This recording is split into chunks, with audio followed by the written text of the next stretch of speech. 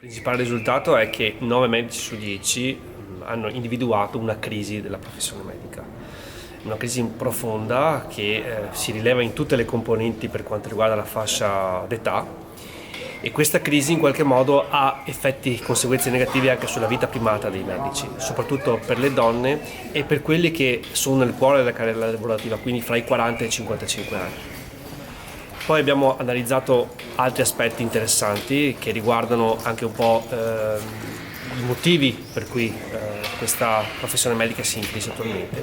I motivi sono sostanzialmente tre: l'eccessivo peso della burocrazia in medicina, l'eccessivo peso dell'amministrazione nella clinica e poi tematiche legate alla scarsità delle risorse per quanto riguarda il Servizio Sanitario Nazionale. Innanzitutto c'è il dato dei medici che stanno prendendo in considerazione il fatto di andare all'estero. Allora, la maggior parte dei medici nel loro complesso comunque non hanno in mente questa prospettiva. In realtà, se guardiamo i dati per quanto riguarda le fasce d'età, quindi i medici giovani, emerge che 1 su 4 sta in qualche modo prendendo in considerazione seriamente l'idea di andare all'estero. E circa il 50% dei medici giovani non esclude la prospettiva, la possibilità di farlo nei prossimi anni.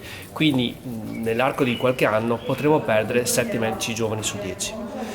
L'altro dato che riguarda è più tranquillizzante ed è un giudizio complessivo sul percorso fatto dai medici. 8 medici su 10 comunque sono contenti del percorso fatto, rifarebbero ancora il medico, anche se comunque ci sono delle criticità, ci sono delle perplessità. Infatti abbiamo anche chiesto ai medici se vorrebbero cambiare la posizione lavorativa, e 3 medici su 10 sarebbero disposti, anzi vorrebbero cambiare la posizione professionale, quindi passare soprattutto da un ruolo dipendente a un ruolo di libera professione.